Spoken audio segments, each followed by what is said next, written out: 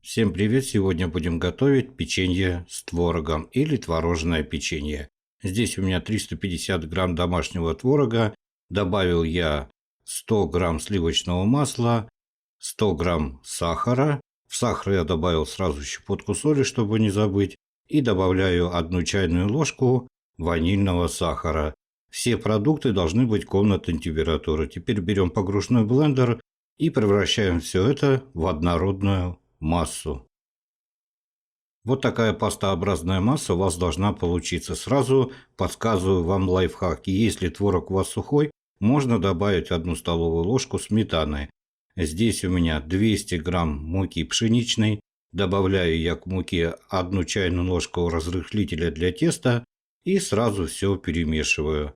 И теперь будем замешивать тесто. Тесто я буду замешивать в 2 этапа. То есть сначала я сюда к этой пастообразной массе добавляю половину муки и начинаю с помощью ложки замешивать тесто. Теперь добавляем оставшуюся часть муки. Муки у вас уйдет плюс-минус 20 грамм. Все зависит от того, какой влажности у вас творог.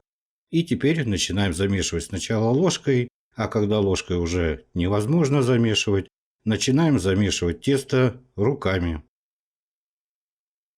В итоге у вас должно получиться вот такое вот нежное мягкое тесто. Ни в коем случае не забейте это тесто мукой и сильно долго не вымешивайте это тесто, чтобы клейковина муки у вас не развилась.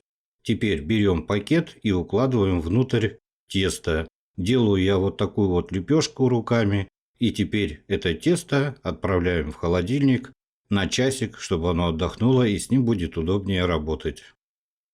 Стол я присыпал мукой, теперь у меня уже прошел 1 час, и тесто у меня готово. С ним можно теперь очень хорошо работать. Присыпаем сверху тесто тоже мукой, чтобы тесто не прилипало к скалке, и раскатываем пласт толщиной 5-7 мм. Тесто я раскатал, и теперь берем любую форму для печенья, ту, которую вы любите, и выдавливаем будущую заготовку для печенья. То тесто, которое у нас остается по бокам, опять можно использовать для изготовления печенья. На противень я постелил пергаментную бумагу.